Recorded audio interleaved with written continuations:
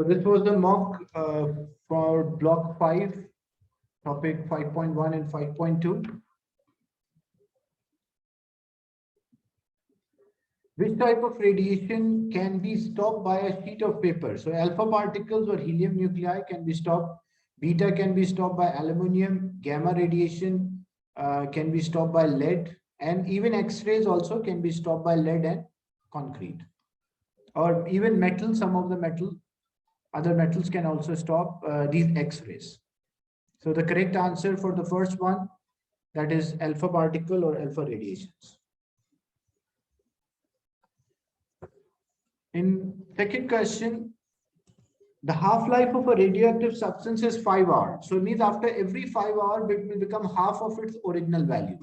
How much the sample was present 20 hours before? So they're not asking after, they're asking before. So right now, like example, we have 0.48 grams of the sample. Before 5 hours, because after every 5 hours, it become half. So before every 5 hours, it will be twice. So it will be 0.48 multiplied by 2, which is equals to 0.96. Then before another 5 hours, it will be double of 0.96, means 1.92. Then before another 5 hours, it will be 1.92 multiplied by 2, that is 3.84. And before 5 hours,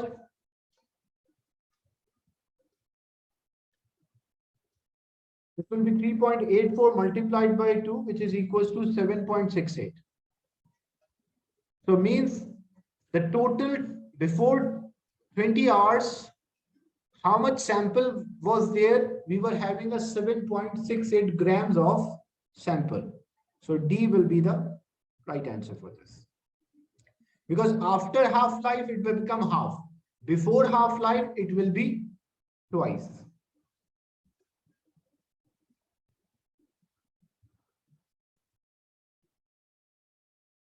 An atom of a lithium contains 3 protons, 3 electrons, and a nucleon number 7. How many neutrons are there? Nucleon number minus the proton number will give us the neutron. So 7 minus 3, that's equal to 4. So B will be the right answer. The diagram shows a shaded area where the direction of a magnetic field is into. And we have a beta particle. So remember, for beta particle, we will use, for alpha, we'll use left. For beta, we'll use a right hand. And for a right hand, the index finger, the first finger, represent the magnetic field. So it should be into. Your second finger represent the direction of the particle, which is moving toward the right hand side.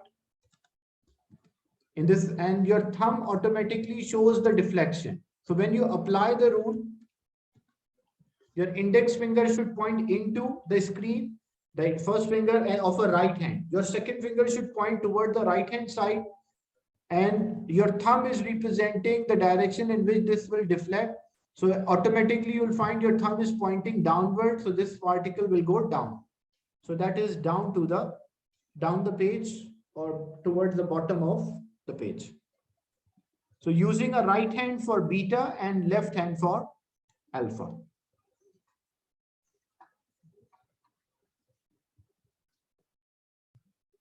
The arrangement shows is used to check whether the floor inside a cardboard packet is above a certain level. If it is above this level, the floor absorbs the radiation from a source so that it does not reach the detector. Which type of radiation is suitable for this use? So alpha particles cannot be even passed through paper, so it's not suitable. Beta is suitable. Why? Because when the level increases, the beta is not able to pass. Why gamma is not suitable? Because even the level changes, gamma is having a high penetration and a range. That's why it can easily pass through. So beta is the most suitable in this experiment. In question 6, a nucleus of americium emit alpha particle and convert it into neptunium.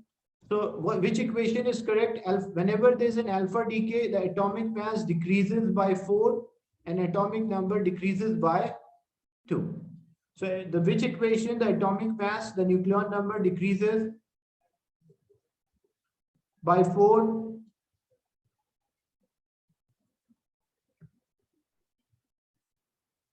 so 243 become 239, so this decreased by 4, and 95 become 93, so this decreases by 2. So D is the right answer.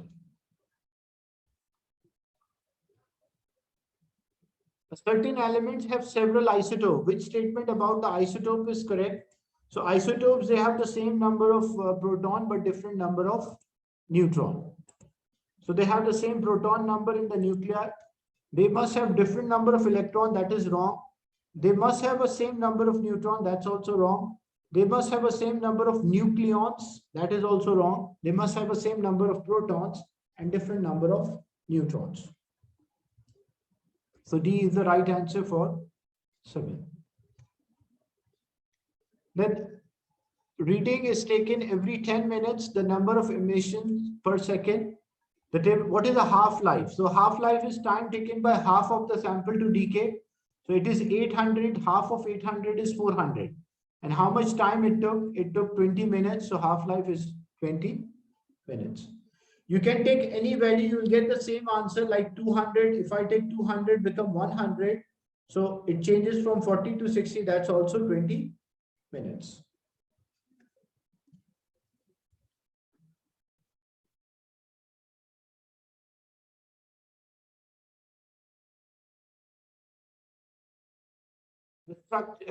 Detector readings are there.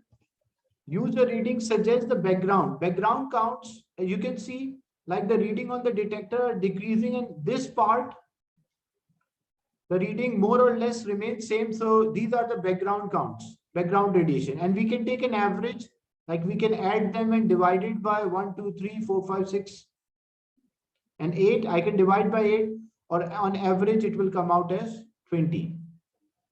Because the source, these are radiation from, so we want to determine the half-life. So how to determine a half-life?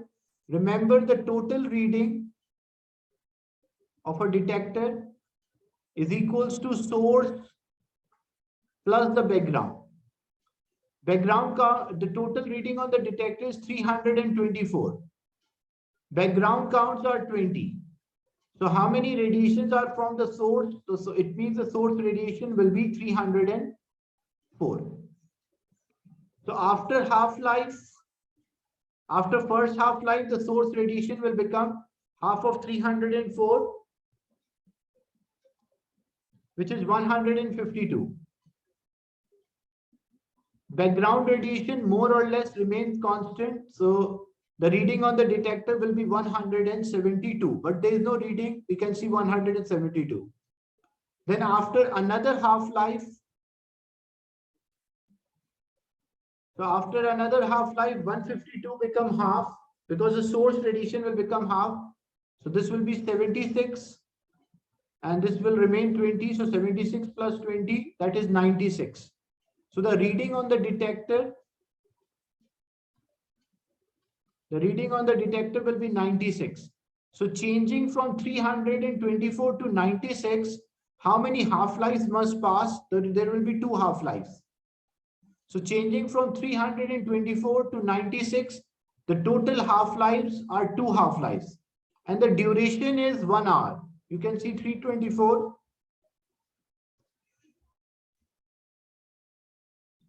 324 changes to 96 in 1 hour. So it means 2 half-lives are equivalent to 1 hour.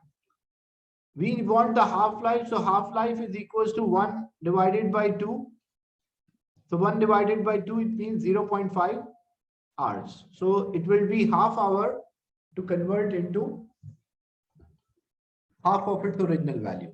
So background radiation were 20, and the sample, the half-life of the sample was 0.5 hours.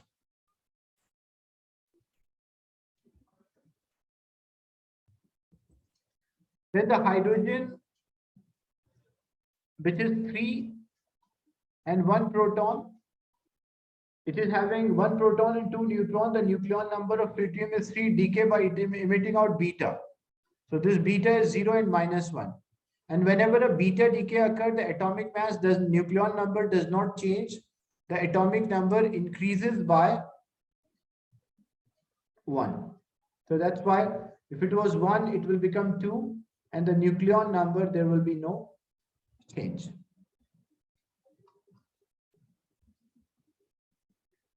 The arrows in figure 11.1 shows the path of alpha. This is a Rutherford experiment. If it is moving directly towards the nucleus, it bounces back. If it is closer to the nucleus, it will change the direction. And if it is passing between the nucleus, it will pass straight. The chemical symbol of a lithium is there. Lithium is having a proton number 3. Write down a nuclide notation for a lithium. So lithium with a nucleon number 3 and nucleon number 1, 2, 3, 4, 5, 6, 7, and 8. So in this example, it is 8. 5 neutron, 3 proton. So it is Li, 8, and 3. This is the isotope of lithium. Normally, lithium is 7 and 3, but the isotope of a lithium will be 8 and 3.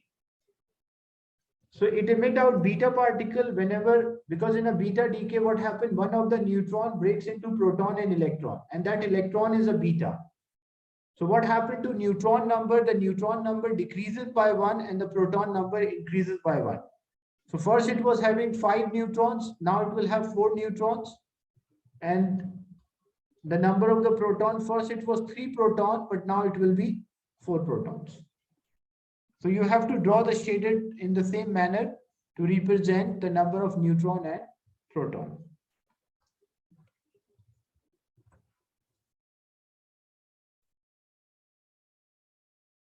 Radiation detector is set in the lab where there is no radiation on 6 separate occasions. Why the readings are not identical? Because radioactivity is a random process, sometimes more radiation, sometimes less radiation. That's why these readings are not same. Suggest a possible source of a background radiation. So what are the sources of the background radiation? A radon in our atmosphere, cosmic radiations, radiation from the outer atmosphere, rocks, buildings, nearby, nuclear waste. You can also mention maybe nearby medical facilities there. So many radiation. Radon is the main source of, for us, the background radiation. So you can mention there are many possible answers for this.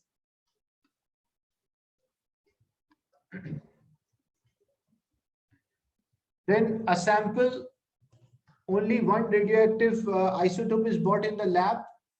The half-life is 15 hours. A sample is placed near a radiation detector. For 1 minute, 440 radiations are recorded. The sample is next to a detector. Experiment repeated 45 hours later. The detector is switched on for 1 minute. Predict the reading. Look, this is a question related. So the background radiation, you have to consider a background radiation because it is a related question for the previous part. So you have to take an average of these numbers, average background radiation, which are about 24. So the reading on the detector,